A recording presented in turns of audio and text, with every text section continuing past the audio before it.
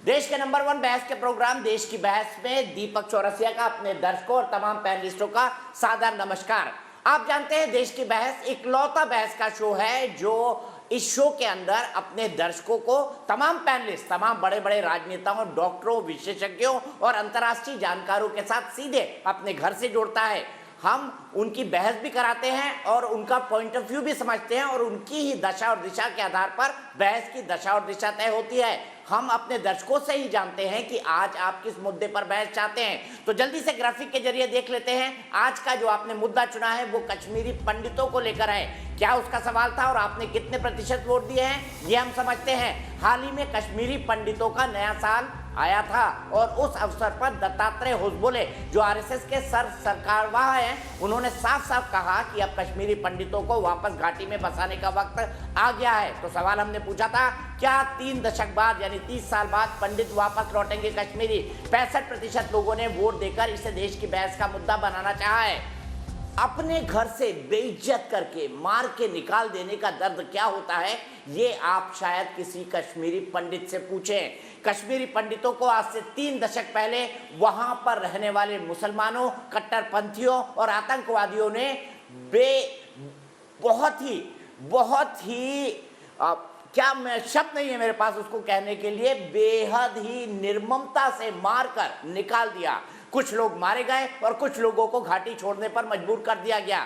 वहां पर रहने वाले उनके साथियों जिनके साथ उन्होंने अपना जीवन गुजारा था, उन लोगों ने उनकी प्रॉपर्टीज औने पौने दामों पर खरीद ली और उसके बाद से कश्मीर घाटी कश्मीरी पंडितों से बिल्कुल जुदा हो गई। उसके बाद ये कश्मीरी पंडित कुछ विदेश में रहने लगे, कुछ दिल्ली में रहने लगे। सबसे ज्यादा कश्मीरी पंडित जम्मू रहते हैं। हाल ही में सरकार के प्रयासों के बाद 370 और 35 से हटाने के बाद नई नौकरियां देने के वादे के साथ कुछ कश्मीरी पंडितों ने वापस लौटना शुरू किया है। सरकार उन्हें 2000 नौकरी भी देने जा रही है हाल ही के दिनों में। उम्मीद है कि 2021 में कुछ और कश्मीरी पंडित लौटेंगे। इस बीच आरएसएस के बड़े पदाधिकारी दत्तात्रेय होसबोले ने एक बड़ा बयान दिया है। उनका कहना है कि इन्होंने जो दर्द सहा है कश्मीरी पंडितों ने, उसकी तुलना किसी से भी नहीं की जा सकती और अब कश्मीरी पंडित वापस घर आएंगे ये उन्हें पूरी उम्मीद है क्योंकि घाटी का माहौल बदल गया है।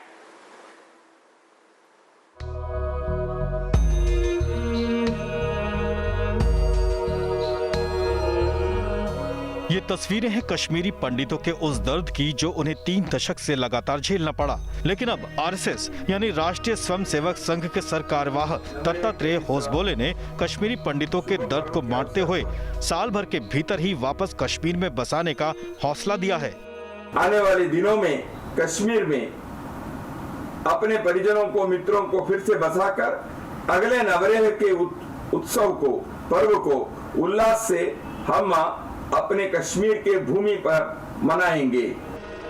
जम्मू और कश्मीर में आयोजित नवरेह महोत्सव के समारोह के दौरान आरएसएस के सरकारवाह के संबोधन से हर कश्मीरी पंडित को फिर से घर वापस लौटने की उम्मीद बंधी है। घाटी के नेताओं और अलगाववादियों ने जिस तरह कश्मीर की संस्कृति पर प्रहार किया, उसके बाद से ये पहला मौका है जब कश्मीरी पंडितों के दर्द को इस तरह से महसूस किया गया हो।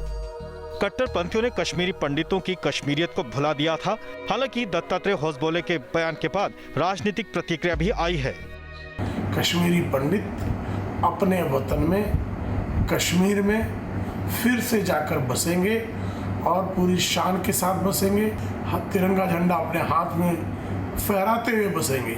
जिनके किसी के मन में आशंका है उनको आशंका मिटा लेनी चाहिए। मुझे शक है कि भारतीय जनता पार्टी की सरकार बजाय ब्राह्मण्स को वापस पहुंचाने के अपने लोगों को वहां वापस पहुंचाएगी ताकि इलेक्शन के अंदर उनका फायदा हो सके।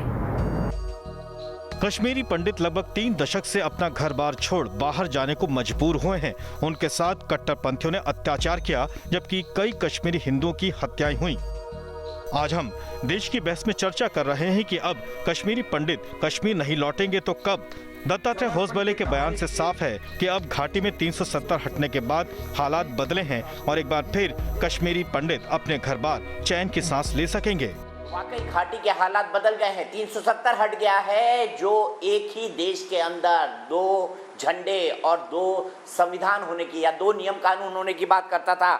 हम इस बहस को आगे बढ़ाएंगे, कश्मीरी पंडितों का दर्द आपको बताएंगे। हमारे साथ कई सारे कश्मीरी पंडित जुड़ेंगे, आरती टिक्कू सिंह भी जुड़ेंगी, जिन्होंने यूएन के अंदर जब भाषण दिया था तो पूरी दुनिया ने उनको सुना था, वो भी हमारे साथ जुड़ेंगे। लेकिन सबसे पहले देखते हैं आज का सवाल क्या है। आज का सवाल जिस पर आपको हाँ या ना के अंदर राय देनी है। आज का हमारा सवाल है, कश्मीरी पंडितों को वापस कश्मीर में बसाने का क्या ये सही समय है? हाँ या नहीं में आप अपनी राय दीजिए। आप हमारे वेबसाइट पर जा सकते हैं, आप हमारे मोबाइल ऐप को डाउनलोड कर सकते हैं, जिसे डाउनलोड करना बेहद आसान है। आप हमारे ट्विटर हैंडल पर जा सकते हैं, आप हमारे फेसबुक पेज पर भी जा सककर वोट कर सकते हैं कार्यक्रम के बारे में। अगर आपकी कोई राय है, सुझाव है या आप शो के अंदर शामिल होना चाहते हैं तो हमें 9711002266 पर व्हाट्सएप करें। सीधे अपने सबसे बड़े पैनल को इंट्रोड्यूस करता हूं। मेरे साथ कई सारे खास मेहमान जुड़ चुके हैं। भारतीय जनता पार्टी से होंगे, कश्मीरी पंडित होंगे, मेरे साथ कश्मीर से वहां के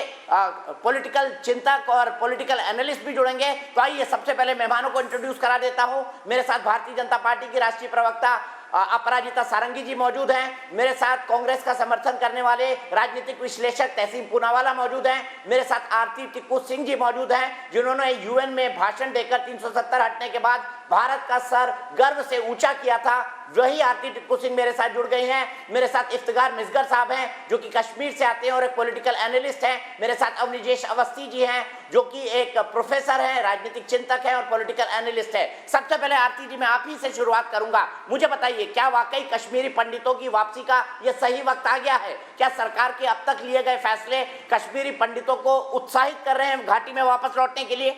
देखिए, पहले तो मैं ये कहूँगी कि दत्तात्रेय होसबले जी का जो स्टेटमेंट है उसका मैं स्वागत करती हूँ, ना कि सिर्फ कश्मीरी पंडित होने के हक से, पर इस हक से भी कि मैं भारत की एक सिटीजन हूँ, मैं एक पत्रकार हूँ। उस लिहाज से भी मैं कहूँगी कि उनका स्टेटमेंट जो है वो उसका स्वागत करना चाहिए। लेकिन मैं ये कहूँगी कि जितना उन्होंने सिग्निफिकेंट ये स्टेटमेंट दिया है, उतना ही ये ज़रूरी है कश्मीरी पंडित समुदाय को जानना कि आखिर उनका जो रिटर्न और रिहैबिलिटेशन कश्मीर में होगा, वो किन कंडीशंस में होगा, वो किन टर्म्स पे होगा। और जैसे कि होसबले जी ने बोला है कि दोबारा से उनका कश्मीरी पंडितों का विस्थापन नहीं होना चाहिए, नहीं होगा। एथनिक क्लेंजिंग और जेनोसाइड जो कश्मीरी पंडितों का हुआ वो नहीं होना चाहिए। तो उसके लिए भारत सरकार जो है क्या करेगी? उसके लिए आरएसएस जो आज की डेट में मैं कहूँगी, मैंने पहले भी कहा है कि कायदे से तो हिंदुस्तान की, इंडिया की, भारत की जितनी भी पॉलिटिकल पार्टियां हैं, वो कांग्रेस हो, कम्युनिस्ट पार्टी ऑफ इंडिया हो, वो आम आदमी पार्टी हो या कोई भी पॉलिटिकल पार्टी हो, उन सबको इकट्ठे आना चाहिए था। कश्मीरी पंडित एथनिक क्लेंजिंग और जेनोसाइड जो हमारे साथ हुआ 30 साल पहले, उस सब पे उनको इकट्ठे होके एक ही आवाज में ये कहना चाहिए था कि वो कश्मीरी पंडितों को वापस कश्मीर ले जाएंगे और उनका रिटर्न और रिहैबिलिटेशन वो इंश्योर करेंगे।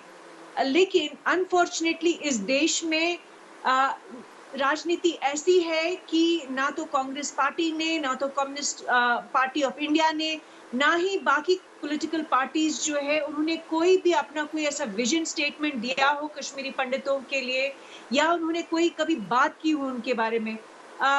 तो इसलिए आरएसएस अगर आज की डेट में कश्मीरी पंडित लोगों के बारे में बात कर रही है तो मैं कहूंगी कि ये अच्छी बात है। लेकिन साथ में ही हमको ये जानना जरूरी है कि सरकार ने किन शर्तों पे, किन कंडीशंस में वो वापस लेके जाएंगे, क्योंकि कश्मीरी पंडितों के घर जलाए गए। मेरा घर 30 साल पहले घर जलाया गया, पूरा मोहल्ला कश्मीरी पंडितों का घर का जलाया गया। तो वो कश्मीरी पंडित जो 30 साल बाहर रहे हैं, वो वापस कहाँ जाएंगे? घर तो है नहीं। जिन लोगों के घर थे जलाए गए। ठीक है, मैं इस बात पर अपराजिता सारंगी जी से भी लूंगा कि उनकी पार्टी के दिमाग में क्या है, उनकी पार्टी ने क्या डिस्कस किया है। आरती जी, हम छोटा छोटा जवाब रखते हैं, मेरे पास 1.5 घंटे का वक्त है, हम बहुत आसानी से सभी पॉइंट डिस्कस कर पाएंगे। मैं सबसे पहले इफ्तिखार मिसगर साहब के पास चलता हूँ। इफ्तिखार मिसगर साहब, 19 जनवरी 1990 आपको भी याद होगा, कितने बेरहम और कितने बेदर्द हो सकते थे वहां के मुसलमान कि जिन कश्मीरी पंडितों का भाई मानते थे, उनकी लड़कियों का बलात्कार करके, उनके गर्दन काट के, उनको गोलियां मार के आपने जाने से मजबूर कर दिया। देखिए दीपक जी, मैं इस बात की, आपने जो ये बात कही पहले भी जब आप इंट्रोडक्शन दे रहे थे इस डिबेट का, उसमें भी आपने ये तोहमत लगाई कश्मीरी मुसलमानों पे, कश्मीरी पंडितों के नेबर्स थे उन पे। देखिए एथनिक जो माइग्रेशन हुआ यहाँ पे, कश्मीरी पंडित जो यहाँ से माइग्रेट हुए, उसमें कोई दो राह नहीं है कि उनके साथ बहुत आपबीती हुई। जैसे आपने आरती पिकू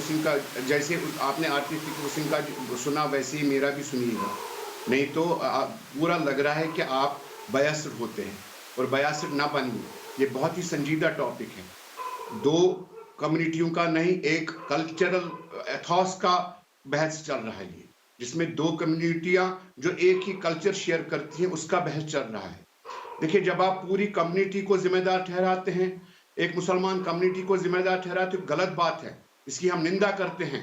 कश्मीरी पंडित बिल्कुल यहाँ पे इनका जो गुजर हुआ वो बहुत ही भयानक था, लेकिन किनके हाथों से हुआ, किनके हाथों से हुआ, आप गलत बोलेंगे तो मुझे आपको टोकना पड़ेगा। क्या ये सच नहीं है कि वहां की मस्जिदों से आवाज निकली कि मारो जलाओ? आप कैसे जर्नलिस्ट हैं जिनको ये समझ नहीं है कि आप एक कम्युनिटी को जिम्मेदार ठहराते हैं? आप बोलते हैं कि कश्मीरी मुसलमानों ने भगा दिया। नहीं, सर कम्युनिटी जिम्मेदार तो ठहराएगी ना। गुजरात दंगों में आप क्या बोलते थे? अब कश्मीर की बात आएगी तो हम कम्युनिटी हो गई। वो आपने गुजरात में कभी आरएसएस लोगों को ये नहीं ठहराया जिम्मेदार जब मुसलमानों का कत्लेगारत हुआ, जब मुसलमानों को जिंदा गाड़। सर सैकड़ों बहस किए, मेरे निकाल के देख लीजिएगा टेप उस वक्त के। जब आपको दर्द हो रहा है ना, मिर्ची लग रही है आपको उनके वापस आने से, तो आप बिलबिला रहे हैं। सुनिए मेरी बात, कश्मीरी पंडितों को आना है तो होम मिनिस्टर को कहना चाहिए। ये आरएसएस कौन होता है? इनकी क्या भागीदारी है जम्मू कश्मीर के मसले के लिए? इनका क्या रोल बनता है यहाँ पे? ये कौन होते हैं? सर ये आरएसएस है जिसके चक्कर में 370 हट गया। नहीं तो आप लोग अभी भी स्पेशल स्टेटस लेकर बैठे होते। तब भी आरएसएस का ही सारा राग था। आरएसएस का ही जो इन्होंने तब ये प्रोजेक्शंस किया था, जगमोहन को भेज के और पूरे एक कम्युनिटी को उठा के टेकर्स थे इनके ले लिए। कश्मीरी खाली 2%। सुनिए मेरी बात, आपको बीच में किसी ने नहीं टोका। 2%। बिल्कुल पूछिए इफ्तिखार जी, आरती जी आपसे सवाल पूछ रहे हैं। आरती जी बिल्कुल पूछिए। मेरा अधिकार है कि मैं एक सवाल इनसे पूछूं जरूर। मेरा सवाल ये है कि पिछले 30 साल में, बिल्कुल आपका अधिकार है, पूछिए। लोग जो है पिछले 30 साल में इन जैसे लोग जो है कश्मीर में, वो कितनी बार वो बाहर आके खुलेआम ये कहा उन्होंने कि कश्मीरी पंडितों का जेनोसाइड किसने किया, किसको जिम्मेवार ठहराया है इन्होंने पिछले 30 साल में? किसने कश्मीरी पंडितों को वहां से निकाला? मानते हैं इनकी बात कि सारे कश्मीरी मुसलमानों को आप ब्लेम नहीं कर सकते, सारी कम्युनिटी को ब्लेम नहीं कर सकते। तो आप ये बताइए कि कश्मीरी पंडितों को किसने निकाला, किसने उनको मारा, किसने उनकी एथनिक क्लेंजिंग की, किसने जेनोसाइड किया? आज तक आप लोगों ने यासीन मलिक के खिलाफ कितने धरने दिए हैं? आप आज तक इन्होंने कितने धरने दिए हैं? बेटा ने कितनी बार कहा है कि इन लोगों को फांसी देनी चाहिए? आज तक इन लोगों ने कितनी बार ये कहा है? आपने सवाल पोस्ट किया। पंडितों को आप सुनिए मेरी बात, आप मुझे बताएं, तो ये लोग, आप मुझे बताएं, जब डॉक्टर गुरु का कत्ल हुआ, क्या आपने डॉक्टर गुरु के लिए कभी बात करी? जब कुनन पोस्टवारा में मास मर्डरिंग हुआ, क्या आपने कुनन पोस्टवारा की बात आपने छेड़ी कभी? आपने कुनन पोस्टवारा की बात कभी छेड़ी? आपने देखिए मत डिवाइड करिए। हम उन कश्मीरी पंडितों को दिल की अमी गहराइयों से दावत देते हैं और वो पार्ट एंड पार्सल है इस सिलसिले के, लेकिन वो लोग नहीं जो मामले को मत घुमाइए। आरती पिकू सिंह ने क्या बात की है सब जानते हैं। सब जानते हैं, आप उनके इंटरव्यूज और उनके स्पीचेस रिकॉर्ड पर निकाल कर देख सकते हैं यूएन से। लेकिन मुझे बताइए, कश्मीरी पंडितों को निकालने का जिम्मेदार कौन था? अगर घाटी के मुसलमान जिम्मेदार नहीं थे तो जिम्मेदार कौन था कश्मीरी पंडितों के जेनोसाइड का? जवाब दीजिए इसका। इनका साहब, इनके खाली 2% जितने भी लोग मरे, खाली 2% कश्मीरी पंडित थे, बाकी तो कश्मीरी मुसलमान मारे गए। क्या कश्मीरी मुसलमानों के घर नहीं जलाए गए? क्या कश्मीरी एक भी क्यों मरा भाई? एक भी क्यों मरा? जेनोसाइड क्यों हुआ? एक भी क्यों मरा, मुझे बताइए। आप मुझे एक बात बताएं, क्या कश्मीरी पंडितों के टेकर्स थे? कश्मीरी मुसलमानों का टेकर नहीं था।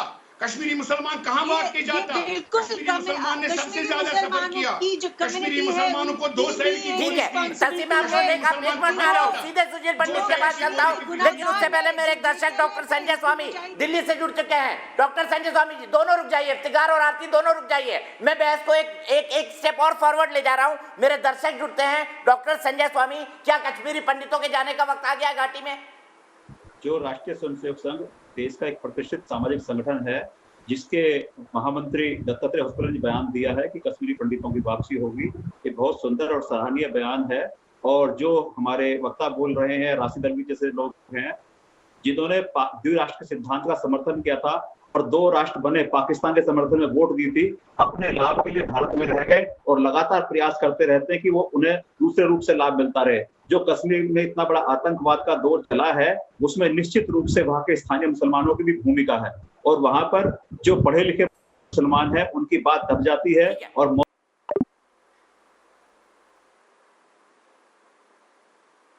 ठीक है संजय, मैं यहीं से सीधे ले चलता हूं सुशील पंडित जी के पास। सुशील पंडित जी, आपने इफ्तिखार मिसगर के तर्क सुने, मुझे सिर्फ एक बात का जवाब दीजिए, क्या मुसलमान भी विक्टिम है इस पूरे मामले के? और मुझे यह भी आप बताइए कि बिट्टा कराटे, यासीन मलिक, इन लोगों की गिरफ्तारी के लिए कितने कश्मीरी मुसलमानों ने धरना दिया था? दीपक जी, बहुत बहुत धन्यवाद मुझे बहस में आमंत्रित करने के लिए। ये एक पुराना ढर्रा है। जब जब हम लोग अपने ऊपर हुए अत्याचारों का विस्तार से वर्णन करते हैं, उसकी जानकारी आपके माध्यम से दर्शकों तक पहुंचाते हैं, तब तब इफ्तिखार मिसगर जैसे लोग कहते हैं कि मुसलमान भी मारे गए थे। देखिए साहब, कश्मीर में जब हम लोगों को निकाला गया मारकर, लूटकर, काटकर, तब हमने कोई जुर्म नहीं किया था, हमारा कोई कसूर नहीं था। हमारे हाथों से आज तक एक मुसलमान नहीं मारा गया है। आप नाम नहीं ले सकते कि किसी मुसलमान को किसी हिंदू ने मारा हो कश्मीर में। लेकिन जो मुसलमान कलाशनिकोव उठाएगा, जो हैंड ग्रेनेड चलाएगा, जो हमारे मंदिर तोड़ेगा, जो सेना के साथ मुठभेड़ करेगा, जो घर लूटेगा, सरकारी संपत्ति जलाएगा, आप उसको निर्दोष मुसलमान की श्रेणी में रखेंगे? क्या वो एनकाउंटर में मारा जाना उसका रीजनेबल नहीं है, उचित नहीं है? आप उसको गिनती में रखेंगे कि जिस तरह कश्मीरी पंडितों को जलावतन किया गया, उनकी नस्लकुशी की गई, उसी गिनती में आप उस मुसलमान को रखेंगे जो कलाशनिकोव लेकर के हमारी सेना को चुनौती देता है? इस पर शर्म नहीं आनी चाहिए किसी को? आपको हिम्मत कैसे होती है कि आप इन दोनों को एक ही तराजू में तोलें? कोई किसी भी तरह की सामान्य बुद्धि है, कॉमन सेंस है? क्या जस्टिफाई कर सकते हैं आप? क्या हिजबुल मुजाहिदीन, जैश ए मोहम्मद, रहने के लायक नहीं रखा? ऐसे संगठन हमने बनाए थे। हमारे बच्चों को जो बाहर पढ़ रहे हैं उनके लिए आपने मुसीबतें खड़ी कर दी। आपने हमें दहशतगर्द ठहरा दिया। आपने हर एक कश्मीरी आपकी मुसीबतें खुद खड़ी की हुई हैं। जब आप तिरंगे जलाते हैं, दहशतगर्दी करेंगे अगर आपसे जुड़े लोग मजहब के नाम पे, तो दहशतगर्द कहलाएंगे ही ना। सीधे इफ्तिखार मिसगर और सुशील पंडित को आमने सामने करिए। अगर आप दहशतगर्दी करेंगे तो दहशतगर्द कहलाएंगे ना इफ्तिखार मिसगर साहब। इस शब्द से क्यों आपत्ति है आपको? अगर आप दहशतगर्दी करेंगे तो दहशतगर्द कहलाएंगे। क्या मैं गलत बोल रहा हूँ सुशील पंडित जी? गलत नहीं। देखिए, क्या जो दहशतगर्द है उसको आप बोल दीजिए, उसका कोई मतलब नहीं होता है। कई बार ऐसा हुआ कि कश्मीर से पढ़ने गए जो लड़के थे बाहर, उनकी किसी के साथ कहा सुनी हुई, धक्का मुक्की हुई, ये उसका उलाहना दे रहे हैं। धक्का मुक्की नहीं, मार दिया। बच्चों को नहीं समझाएंगे कि जब भारत पाकिस्तान मैच हो तो भारत को गालियां देना बंद करें। ये तब नहीं समझाएंगे कि अगर भारत हार जाता है तो उसका जश्न मनाना बंद करें, वरना उसके नतीजे भुगतने पड़ते हैं। ये नहीं समझाएंगे, ये कहेंगे कि अगर वो गाय मारकर बीफ पका रहा है अपने हॉस्टल के रूम में हॉस्टल के नियमों का उल्लंघन करते हुए, तो उसको कोई डांटे ना, उसको कोई पुचकारे। उन्होंने झंडा ही एक्सेप्ट नहीं किया। आज जो आरएसएस वाले हैं बोलते हैं कि कश्मीरी पंडित भारत का झंडा लेके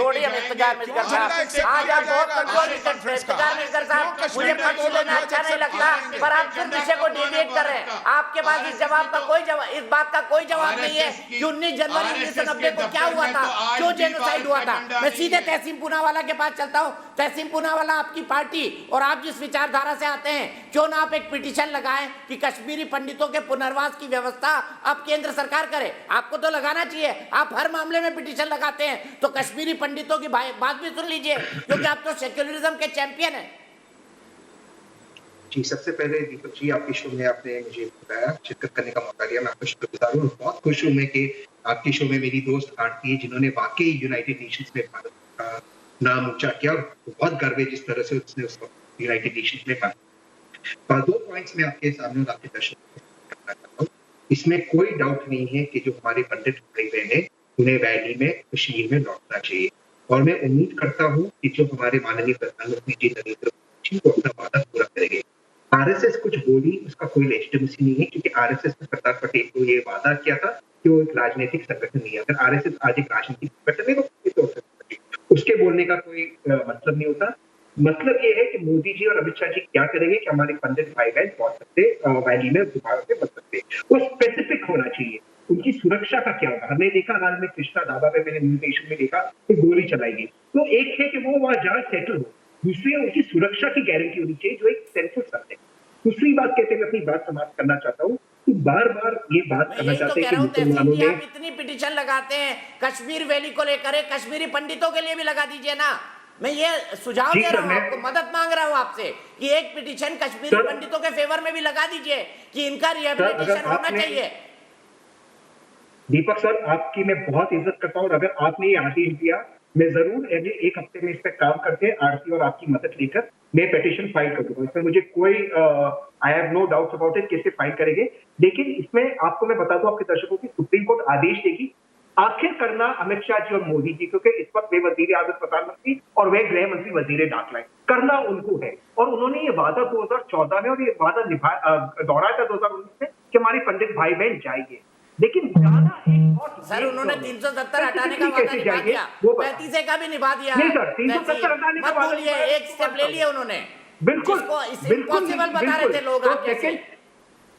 नहीं सर, मैंने तो इसका समर्थन किया, 370 हटाए। आरती बैठी है, मैंने इसका समर्थन किया। वो हटाना जरूरी था, अच्छा हटाए, लेकिन सिर्फ हटाने से कुछ नहीं होता। तो स्टैच्यूट है बुक पे, सुशील भाई, आरती का परिवार कैसे जा सकता है, उनको सुरक्षा कैसे मिल सकती है। दूसरा, इफ्तिकार भाई वहां पे रहते, उनको भी सुरक्षा मिलनी चाहिए। ठीक है, और सब ठीक है, मैं आपकी की बात ये स्पेसिफिक था। ठीक है, बट आप जिस विचारधारा का समर्थन करते हैं उसके समर्थक राहुल गांधी और उनकी पार्टी के ज्यादातर लोग 370 के हटाए जाने के खिलाफ है। क्या मैं सच नहीं बोल रहा हूँ? राहुल खुद कश्मीरी पंडित है सर, राहुल खुद कश्मीरी पंडित के परिवार से आता है। और कांग्रेस का ऑफिशियल स्टैंड ये था 370 हटाना चाहिए था, उसको कॉन्स्टिट्यूशनली हटाना चाहिए, मानवा सुप्रीम कोर्ट के अंदर है। लेकिन कांग्रेस का स्टैंड उसके पक्ष में था, कांग्रेस ने नहीं हटाया, वो अलग बात थी। तो क्या अनकॉन्स्टिट्यूशनली हटाया? क्या संसद कॉन्स्टिट्यूशनल काम नहीं करती है? मैं तहसीम आपसे जानना चाहता हूँ, संसद जो काम करती है, संसद जो बिजनेस करती है, वो कॉन्स्टिट्यूशनल होता है या अनकॉन्स्टिट्यूशनल? जवाब दीजिए ना। संसद में पास हुआ है यानी संसद अनकॉन्स्टिट्यूशनल हो गई। सर, मैटर सुप्रीम कोर्ट में है सर, कॉन्स्टिट्यूशनल बेंच के सामने है, और यही प्ली है कि वो अनकॉन्स्टिट्यूशनल था। पूरे बहुमत के साथ उसको पास किया। अपराजिता जी, मैं आपको लाना चाहूंगा, क्या वाकई कश्मीरी पंडित राहुल गांधी ये चाहते हैं कि कश्मीर से 370 हटाई जाए और दूसरा कश्मीरी पंडितों को फिर बचा दिया जाए? कितना कनेक्शन बताया कश्मीरी पंडित के डीएनए से राहुल गांधी का? आप सबको मेरा नमस्कार। मैं वाद विवाद सुन रही थी। मैं लोकसभा की सांसद हूं और लोकसभा में घंटों बहस हुई और उसके बाद धारा 370 और धारा 35A को हम लोगों ने विदा दिया। और मैं आपको बता दूं कि ये कश्मीर के लोगों के लिए एक मील का पत्थर साबित हुआ है। जम्मू कश्मीर के विकास और उत्थान के लिए अनेक वर्षों से जो लंबित कार्य थे उसे सरकार ने हाथ में लिया है और अभी काम चल रहे हैं। देखिए, श्री रामचंद्र जी का वनवास 14 वर्षों का था, लेकिन हमारे कश्मीरी पंडित, हमारे भाई बहनों का वनवास 3 दशकों से ज़्यादा हो गया। और ये बड़ी अच्छी बात है, हम सबको इसका स्वागत करना चाहिए कि जो केंद्र सरकार, जो प्रधानमंत्री मोदी जी की सरकार कहती आ रही थी, उसे ही दत्तात्रेय होसबोले साहब ने सबके सामने फिर से रखा। और मुझे लगता है कि ये जो संकल्प है, इस संकल्प में शक्ति होती है। और जब संकल्प, कोई भी संकल्प जब राष्ट्र, धर्म और समाज के लिए हो, तो मुझे लगता है कि इसकी शक्ति दुगुनी हो जाती है। तो मुझे लगता है कि हम सबको इसका स्वागत करना चाहिए। और मैं आप सबको बता दूं कि केंद्र सरकार आगामी दिनों में इसके लिए निर्देशनामा तैयारी करेगी। हम चाहते हैं कि हमारे जो कश्मीरी पंडित हैं, जो वापस लौटेंगे अपने देश, अपनी जगह, उन्हें किसी भी असुविधा का सामना न करना पड़े। इसकी वजह से सबको लेकर निर्देशनामा तैयार किया जाएगा, सबके मतों को लिया जाएगा, सबके मतों को प्राधान्य दिया जाएगा और फिर एक प्रक्रिया जो होगी उसे सबके सामने रखा जाएगा। तो मुझे लगता है वो प्रक्रिया की शुरुआत हो गई है। जो केंद्र सरकार करना चाह रही है, करना चाहती थी, उसे ही श्री दत्तात्रेय होसबोले साहब ने सबके सामने रखा। ठीक है, मैं आऊंगा आप पर, क्योंकि आपने ब्रेकिंग न्यूज मुझे दी है कि जल्दी दिशा निर्देश जारी होंगे। इस बीच अविनाश जीनकर, मेरे एक दर्शक भीलवाड़ा से जुड़ गए हैं। अविनाश जी, क्या सही वक्त आ गया है कश्मीरी पंडितों का अपने घर लौटने का? आपको क्या लगता है? जी बिल्कुल दीपक जी, जब धारा 370 हटी तो हर हिंदू भाई का, हर कश्मीर पंडित का हक और जिहाद शुरू हुआ। उनको लगा कि हम वतन, अपने घर वापस जाएंगे, अपनी संपत्ति, अपने खेत खलियान में उसी तरह से हम खेती करेंगे। मैं निश्चित रूप से प्रधानमंत्री जी का धन्यवाद ज्ञापित करता हूं कि उन्होंने धारा 370 हटा के देश के कश्मीर पंडितों को, भाइयों को, जो सुचारू रूप से, उनकी व्यवस्थित रूप से उनका अपने घर जो पलायन होगा वो स्थापित होंगे, उसका मैं शुक्रगुजार हूं। और उनके शौर्य और बलिदान और त्याग का मैं निश्चित रूप से सम्मान करता हूं कि उन्होंने किसी भी परिस्थिति में आकर भी अपना संयम साबित रखा और संकल्पित होकर उन्होंने अपने धर्म को बचाए रखा। मैं स्वागत करता हूं और मैं स्वयं इससे संकल्पित हूं। ठीक है अविनाश, बहुत बहुत शुक्रिया। यहीं पर आपको रुकना होगा। मैं सीधे इफ्तिकार मिसगर के पास चलता हूं, फिर अवनीशेष अवस्थी के पास जाऊंगा, क्योंकि अवनीशेष जी बहुत देर से मेरे साथ नहीं जुड़ पाए। इफ्तिकार मिसगर साहब, मैं ह्यूस्टन गया था हाउडी मोदी के लिए। मुझे वहां पर कई सारे अप्रवासी कश्मीरी पंडित मिले। मुझे उन्होंने जो कहानियां सुनाई कि कैसे मारने के लिए मस्जिद से अपील होती थी, कैसे पड़ोसी लोग जो हैं वो घरों को चारों तरफ से घेर लेते थे, कैसे निकल निकल के वो भागे हैं, कैसे उनके लव्ड एंड डियर वंस को उनकी आंखों के सामने या तो गोली से मारा गया या किसी हथियार से मारा गया। आप भूल सकते हैं? आप भी 1990 में कम से कम समझदारी की उम्र के दोहराए होंगे इफ्तिकार मिसगर साहब। देखिए साहब, जितना दुख हमें इस बात का है उतना मेरे ख्याल से किसी को नहीं होना चाहिए, क्योंकि ये लोग हमसे, हमारे साथ थे, हमारे साथ बड़े पले हुए हैं। तो आपका तो सबसे पहले ये कहना चाहिए था कि आइए आइए, हम स्वागत करते हैं आपका कश्मीर में। अरे आपके मुंह से वो आवाज नहीं निकली। बिल्कुल नहीं, क्यों नहीं निकली? हम तहे दिल से, जहां तक हमारा खून का एक एक कतरा भी बहेगा, इसके लिए हम कश्मीरी पंडितों को वापस लाएंगे और खुशहाली से लाएंगे। लेकिन इसमें राजनीति नहीं होनी चाहिए। मेरा पूरा जानना है कि आरती तिकू सिंह और हमारे सुशील पंडित जी को अंदर ही अंदर हंसी आती होगी जब ये लोग यूपी से या बिहार से आप उनको उठा के लाते हैं और ये बोलते हैं कि 370 गया जी, कश्मीरी पंडित सेफ हो गया। आपने देखिए मैनिपुलेट ऐसे करा कश्मीरी मसले को, जो पॉलिटिकल इशू था उसको ऐसे मैनिपुलेट किया पूरे देश में कि कश्मीर, सारे कश्मीरियों को और कश्मीर के सियासत को आपने दहशतगर्दी का वो बना दिया। देखिए, जहां तक जम्मू कश्मीर का मसला है, इसकी बात आज की डेट में होम मिनिस्टर में पूछनी चाहिए। तो मैं क्या उसे बापू कहूंगा, महात्मा गांधी कहूंगा? बंदूक का जवाब बंदूक से दिया जाएगा कि नहीं दिया जाएगा कश्मीरी घाटी में? अगर कोई सेना के खिलाफ पत्थर उठाएगा, बंदूक उठाएगा, देश के खिलाफ पाकिस्तान का झंडा फहराएगा, ISIS का झंडा फहराएगा, तो क्या किया जाना चाहिए उस कश्मीरी मुसलमान के साथ? बताइए। दीपक जी, आपका बहुत बहुत रिस्पेक्ट करता हूं मैं। आप बड़े ही ग्रेट जर्नलिस्ट हैं, ये बात होम मिनिस्ट्री में होनी चाहिए, कश्मीरी पंडितों को वापस लाने की। ये बात पीएमओ ऑफिस में होनी चाहिए, ना कि आरएसएस के दफ्तर में। आरएसएस देखिए, ये एक ऐसी राजनीति, ठीक है, जवाब ले लेते ना, क्यों ना हो आरएसएस के दफ्तर में। मेरे हिसाब से ये कोशिश तो इफ्तिखार मिसगर से शुरू होनी चाहिए। ये कोशिश तो इफ्तिखार मिसगर से शुरू होनी चाहिए कि भाई मैं कश्मीरी मुसलमान, कश्मीरी भाइयों को बुलाता हूं वापस। ये कोशिश तो आपसे होनी चाहिए, आरएसएस कर रही है कोशिश।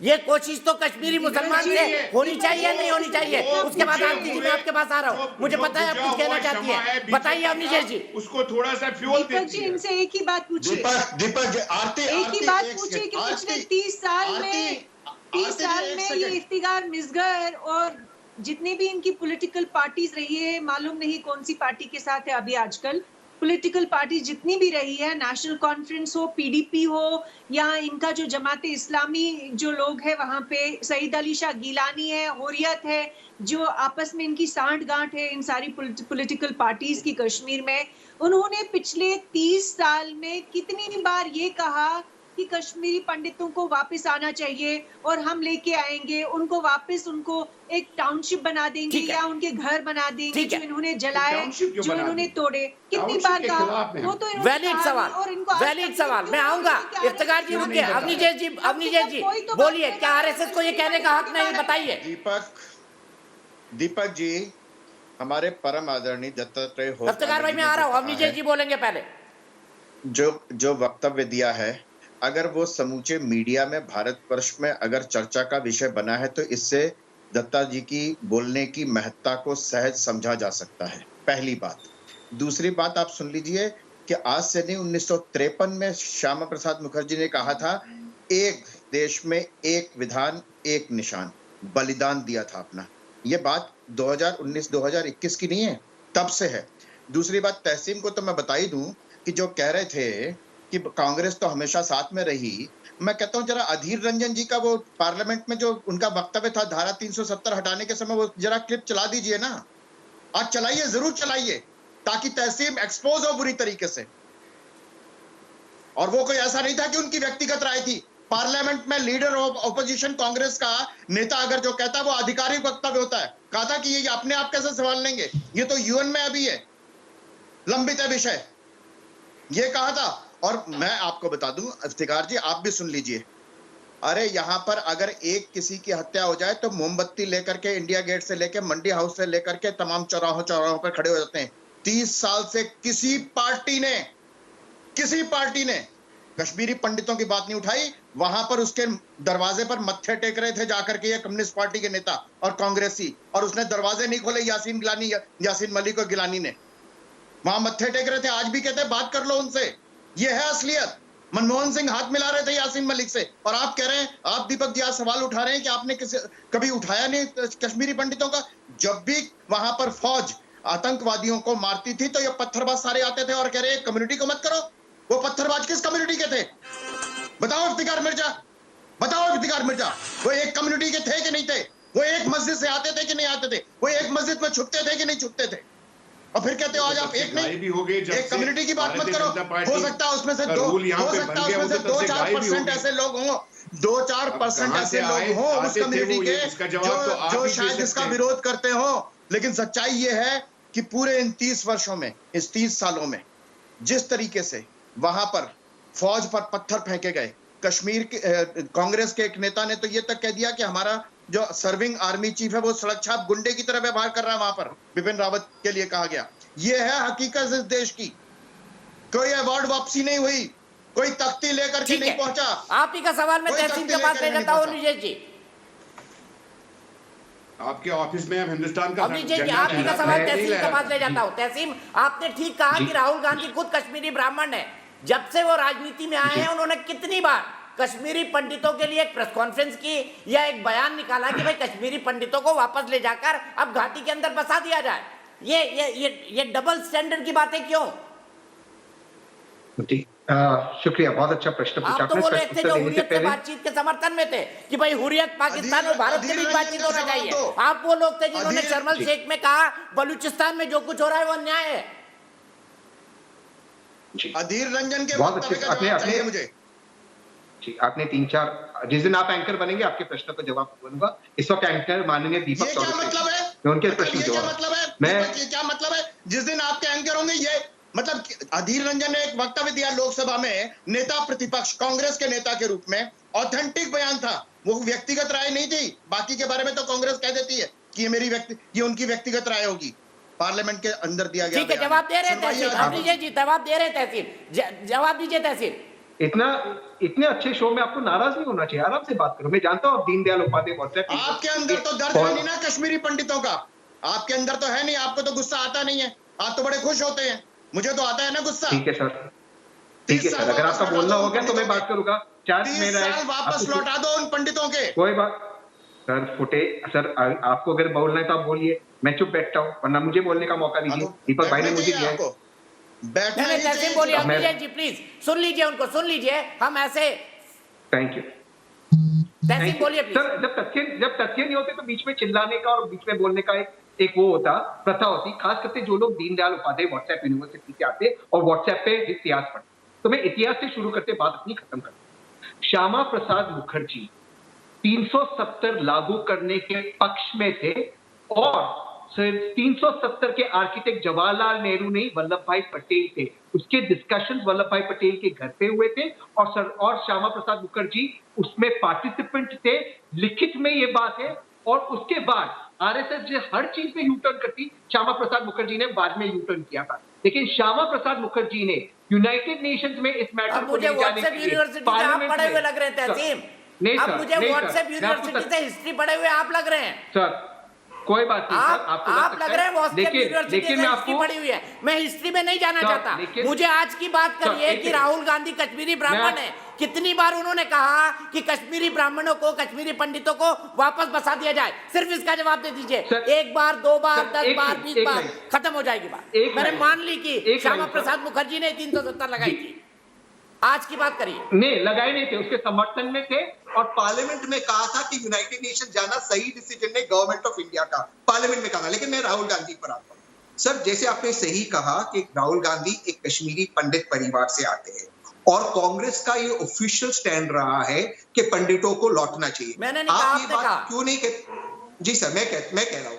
और सर, ये बात हम क्यों भूलते हैं कि जिस वक्त हमारे कश्मीरी पंडित भाई बहनों के साथ अन्याय हुआ, जब उनको कश्मीर छोड़ना पड़ा, उस वक्त वहां के गवर्नर जगमोहन थे जिनको अडवाणी जी ने बनाया था, और अडवाणी जी और वीपी सिंह की सरकार थी, केंद्र की सरकार। मैं दावे के साथ कहता हूं अगर कांग्रेस की सरकार होती और फारूक अब्दुल्ला चीफ मिनिस्टर होते, जो नहीं थे उस वक्त, ये नहीं होता। उस वक्त प्रधानमंत्री वीपी सिंह थे और अडवाणी की सरकार थी और जगमोहन को रिवॉर्ड में राज्यसभा दिया गया। ये बात सच्चाई है। क्या ये अडवाणी जी और जगमोहन का मिला जुला षड्यंत्र था और कांग्रेस की कोई रिस्पॉन्सिबिलिटी नहीं? बताइए। जब वो सरकार में नहीं थे। गलत बात है। मुझे लगता है तहसीन आज तैयार होकर के नहीं आए हैं। मैं इनको डेट्स बता देता हूं, तारीखें बता देता हूं। फारूक अब्दुल्ला 18 जनवरी 1990 तक चीफ मिनिस्टर थे जम्मू कश्मीर के, और वो एक गठबंधन सरकार थी कांग्रेस और नेशनल कॉन्फ्रेंस की। ये बात आप कभी नहीं भूल सकते। नेशनल कॉन्फ्रेंस और कांग्रेस की गठबंधन सरकार थी 18 जनवरी तक 1990 तक, और तब तक कश्मीरी पंडितों के कत्लों का सिलसिला शुरू हो चुका था। लोग घर खाली करके जाना शुरू हो चुके थे। जी नहीं, जगमोहन ने गवर्नरशिप टेक ओवर की है जम्मू के अंदर 19 जनवरी 1990 को। आप जानते हैं उसके बाद 28 दिसंबर 1999 को मारे गए। टिकालाल टपलू 14 सितंबर 1999 को मारे गए। जस्टिस नीलकंठ गंजू 4 नवंबर 1999 को मारे गए। कत्ल का सिलसिला फारूक अब्दुल्ला की सरकार की नाक के नीचे शुरू हुआ। क्या बात कर रहे हैं आप? मस्जिदों से जलूस निकलते थे फारूक अब्दुल्ला की सरकार की नाक के नीचे। याद है आपको? हजारों लोग हमारे घरों में घेरते थे रात रात भर।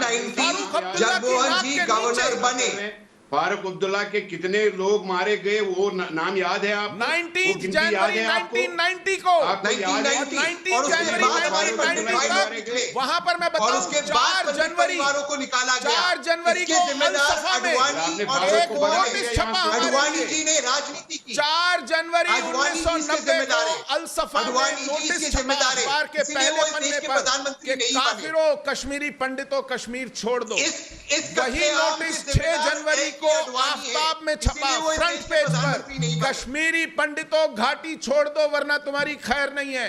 और ये तब फारूक अब्दुल्ला कांग्रेस और नेशनल कॉन्फ्रेंस सरकार के इस कत्लेआम के जिम्मेदार आप अपनी जिम्मेदारी अच्छे लगने लगते हैं आजकल, कभी बुरे लगने लगते हैं तहसीन। मुझे समझ नहीं आती आपकी राजनीति। मुझे नहीं मैं सीधे इसी सवाल को लेकर चलता हूँ माजिद हैदरी के पास। माजिद हैदरी जी, आरती का बड़ा वाजिब सवाल है, 31 साल में किस पार्टी ने कश्मीर की? तहसीन, मैंने इस सब के बारे में बहुत कुछ लिखा है। मैडम जरा कृपया करके अब मुझे बोलने दें। देखिए दीपक भाई, आपने माशाल्लाह बहुत ही अच्छा विषय रखा है और खुशी का विषय है। आज हम इस मंच पर लड़ना नहीं चाहिए। मेरे पंडित भाइयों की घर वापसी का विषय, खुशी का विषय है। मैं किसी भाई से लड़ना नहीं चाहता। उन्होंने 19 जनवरी को टेक ओवर किया, लेकिन 22 जनवरी तक कश्मीर नहीं। उमर फारूक ने कितनी बार कश्मीरी पंडितों को वापस आने के लिए रिजोल्यूशन पास करवाया हुर्रियत कॉन्फ्रेंस से? बताइए 30 साल में। देखिए दीपक भाई, अब मुझे भी बोलने का मौका दे, सब बात करें तो मुझे भी अवसर मिलना चाहिए। मैं कह रहा हूँ मेरे पंडित भाइयों की घर वापसी का जो विषय है, इस पे हम लड़े ना, सब खुश हों। और आपसे किसने कहा कश्मीरी पंडित कश्मीर में नहीं रहते? कश्मीरी पंडित हमारे दिल में रहते हैं, कश्मीरी मुसलमान के दिल में रहते हैं, आज भी रहते हैं, 30 वर्षों से रहते हैं।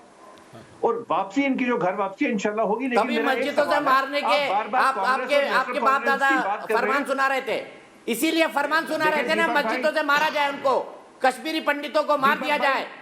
19 जनवरी 1990। 30 वर्षों में 12 वर्षों से भाजपा की सरकार है। भाजपा ने मेरे पंडित भाइयों के लिए क्या किया? अजहर मसूद को जाके कंधार में छोड़ा ताकि कश्मीर में और लोग मरे।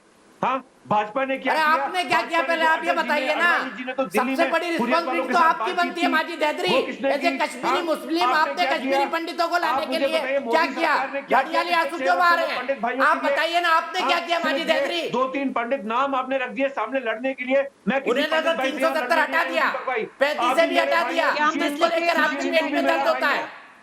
आपका मतलब आप भी मुझे बताइए ना माजिद भाई बताइए ना। हम कहते हैं घर वापस आए, आप क्यों इसमें अड़चन डाल रहे हैं? आरती टिक्कू सिंह जी पे अब आएंगे। आपका सवाल पूछा आरती जी, आपके सवाल का कोई जवाब नहीं है इनके पास। आरती टिक्कू सिंह और माजिद हैदरी फ्रेम में लाइए। का जवाब दिया और आपकी आज बोलती बंद हो गई। आप क्या चाहते हैं कि हम दही जम गया कि आज माजिद हैदरी ने प्यार और मोहब्बत की बात की। आज मैंने किसी से लड़ा नहीं। आप लोग मुझे गालियां दो, चलो शुरू करो गालियां देनी। अब बोलो माजिद हैदरी देशद्रोही, माजिद हैदरी मुसलमान, माजिद हैदरी पाकिस्तानी। बोलो अब आप लोग बोलो। आज आप लोग को मैंने पोल खोल दी इस मंच पे। अब बोलिए आप लोग, दीजिए गालियां मुझे। ये गालियां तो आपके मुंह से ही सुन रही हूँ मैं। यहाँ तो किसी भी कश्मीरी पंडित ने आपको कोई गाली नहीं दी है, तो मालूम नहीं आप कहाँ बोल के आए हैं या कहाँ सुन के आए हैं। दूसरी बात ये मैं आपसे पूछना चाहती हूँ कि आप बीजेपी को तो एक तरफ छोड़ दीजिए, आप अपने बारे में बोलिए। आप जिनकी पैरवी कर रहे हैं इस टेलीविजन पे और बाकी टेलीविजन चैनल्स पे, आप ये बोलिए कि उन लोगों ने पिछले 30 साल में क्या एफर्ट लगाया कि कश्मीरी पंडित वापस आए? मैडम इसमें एफर्ट नहीं, मैडम इसमें कौन सा एफर्ट है? मुझे आप बताइए एफर्ट कौन सा है? आपने घर आना है तो जायदाद वापस की जाए। नहीं मैडम, इसमें एफर्ट कौन सा है? क्या मेरे सिख भाई कश्मीर में नहीं रहते? क्या क्रिश्चियन भाई कश्मीर में नहीं रहते? क्या बुद्धिस्ट भाई नहीं रहते? आप लोग रूट के चले गए। पैरवी करते हैं, अब इसमें उन्होंने आज तक किसको जिम्मेवार ठहराया है? हमारे एथनिक बेगानी शादी में संगी दीवाना, ये संगी आज दीवाने हो गए कश्मीरी पंडितों के नाम पे। आपके मुंह से ये संग आरएसएस आज दीवाना हो चुकी है। बेगानी शादी में संगी दीवाना। अरे पंडित भाइयों ने घर आना, इसमें लड़ने की क्या बात है? और आरएसएस कौन उसकी दखल देने वाली? आप बोल के दिखाइए कि भाई कह रहे हैं मार के निकाला है, और पंडित भाई कह रहे हैं आप माजिद हैदरी जिसको आप बोल रहे हैं ना आरएसएस वाले दीवाने हो गए, यही ठीक करेंगे आपको। आप बोल के दिखाइए ना। आप उच्चतम न्यायालय ने क्या कहा? एपेक्स कोर्ट ने, सुप्रीम कोर्ट ने क्या कहा? हमें नहीं पता किसने मारा है। कि हिजबुल मुजाहिदीन कोई बात नहीं माजिद हैदरी, आप बोल दीजिए ना। मैं माजिद हैदरी सबसे पहले कश्मीरी पंडितों के लिए अपना घर दान करूंगा। बोलिए, मैं माजिद हैदरी गंगा जमुनी तहजीब को मानते हुए सबसे पहले कश्मीरी पंडितों के लिए अपना घर दान करूंगा। बोलिए, ये आरती टिप्पू साहिबा भी आए, ये सुशील पंडित जी आए, ये सब कल मेरे घर आए, औलाद इफ्तिखार साहब के घर जाए। आरती टिप्पू साहिबा भी जिम्मेवार है। अरे घर दान कर दीजिए ना अपना। हमारे भाई है। अरे गंगा जमुनी तहजीब की मिसाल दिखाने के लिए घर दान कर दीजिए ना। कश्मीरियत दिखाने के लिए घर दान कर दीजिए। आपने तो इनका घर जला दिया। हम पंखे बिछा देते हैं, हमारे दिल में रहते हैं लोग, हमारे दिल में रहते हैं। पंडित को नहीं, अशोक पंडित को नहीं, ये लोग आरएसएस के एजेंट हैं। ठीक है, मैं सीधे अपराजिता जी के पास चलता हूँ। अपराजिता जी बार बार ये आरोप लगा रहे हैं कि बीजेपी ने कश्मीर के लिए कुछ नहीं किया, कश्मीरी पंडितों के लिए कुछ नहीं किया। कितना इत्तेफाक रखती है इस आरोप से आप? दीपक जी, जिस दिन ये लोग अच्छा इंतजार मिस्टर साहब, आपके सवाल का जवाब दूंगा। आप कह रहे हैं कश्मीरी पंडित खून खराबा चाहते हैं प्रधानमंत्री 30 साल आपने क्या वहाँ पर अमन के दिए जलाए? जैसे लोग जितने भी हैं उन लोगों ने कश्मीरी पंडितों का जेनोसाइड करवाया और उन लोगों अरे ने मैडम कौन सा जेनोसाइड? 219 व्यक्ति टोटल ये जो टिप्पणी कर रहे हैं या 70,000 मुसलमान मरे। बात मैं सुनने को तैयार होंगी। अरे गुजरात राइट में उसे 10 गुना ज्यादा मुसलमान मरे जितने यहाँ पंडित मरे। क्या बात कर रही हैं आप गुजरात आ गए, गुजरात राइट पे आ गए ना, फेवरेट टॉपिक आ गए ना। आप बाकी लोगों को छोड़ गोधरा दंगों में इससे 10 गुना ज्यादा मुसलमान मरे। सिर्फ 219 पंडित मेरे कश्मीरी पंडित भाई, मेरा घर आपके लिए खुला है, दान कर दूंगा, आ जाइए। माजिद हैदरी अपील तो कर दीजिए। कश्मीरी पंडित भाई, मेरा घर आपके लिए खुला है, दान करने को तैयार हूँ। एक कश्मीरी पंडित भाई को आरती को ही बुला लीजिए। पंडित इधर रह रहे हैं। मैं तो कह रहा हूँ आपको, मैंने अपराजिता जी को बहुत देर से मौका नहीं दिया। सिर्फ अपराजिता जी बोलेंगे। अपराजिता जी मुझे बताइए, ये बीजेपी पर आरोप लगा रहे हैं कि बीजेपी ने कश्मीरी पंडितों के लिए कुछ नहीं किया, आपका क्या कहना है? देखिए, कश्मीर में सिर्फ 219 पंडित। देखिए, हमें तो एहसास हो रहा था कि ये जितने पैनलिस्ट हमारे बैठे हैं, ये सारे एस्टीम्ड पैनलिस्ट मिलकर प्रधानमंत्री मोदी जी की सरकार को शाबाशी देंगे। पिछली सारी सरकारों ने जो काम नहीं किया था उससे प्रधानमंत्री मोदी जी की सरकार ने करके दिखाया। इतना कठिन समय था वो, जब हम लोकसभा और राज्यसभा में बहस कर रहे थे, और जिस तरह से जम्मू कश्मीर में और जम्मू कश्मीर के बाहर जितने भी विपक्षी नेता थे, उन्होंने जो मिर्ची लगाई थी और जिस तरह का एक वातावरण, एक नकारात्मक वातावरण की सृष्टि की थी, वो मुझे लगता है सबको याद होगा। और देखिए, आज ऐसा ऐतिहासिक कदम प्रधानमंत्री मोदी जी की सरकार ने लिया, और हम सब जानते हैं कि वहां पर जिस स्तर पर जो भी इलेक्शंस होने थे, जो हमारा डीडीसी का पोल्स अभी हुआ बहुत ही अच्छे तरीके से, अर्बन लोकल बॉडी के पोल्स हुए हैं, उसके अलावा जो ग्रामांचल में जो डीडीसी के पोल्स होने वाले थे वहां अच्छे से हुआ, और धारा 370 और 35A का जाना एक हिस्टोरिक काम था। मोदी जी और मैं आपको बता दूं कि ये कश्मीरी पंडित को वापस लाना, ये हमारी जो सरकार है उसकी संवेदनशीलता को दर्शाती है, उसकी इच्छा शक्ति को दर्शाती है। अरे आप सब तो मिलकर प्रधानमंत्री मोदी जी की सरकार को धन्यवाद दें, स्टैंडिंग ओवेशन दें। ये हमारी संवेदनशीलता का परिचायक है। हम आगामी दिनों में, जैसा कि मैंने कहा, मैं पुनरावृत्ति करूंगी, हम आगामी दिनों में इसकी प्रक्रिया तय करेंगे और हम देखेंगे कि हमारे कश्मीरी पंडित, हमारे भाई बहन बिना किसी असुविधा के यहाँ चले आए, कश्मीर चले आए और अपने घर चले आए, वनवास से निकल कर आ जाए। ब्रेक के लिए ब्रेक के बाद शुरुआत करूंगा। इफ्तिखार मिस्कर साहब कह रहे थे कि खून खराबा होने वाला है अगर कश्मीरी पंडित आ गए। कैसे, किस आधार पर बोल रहे हैं, ब्रेक के बाद समझेंगे।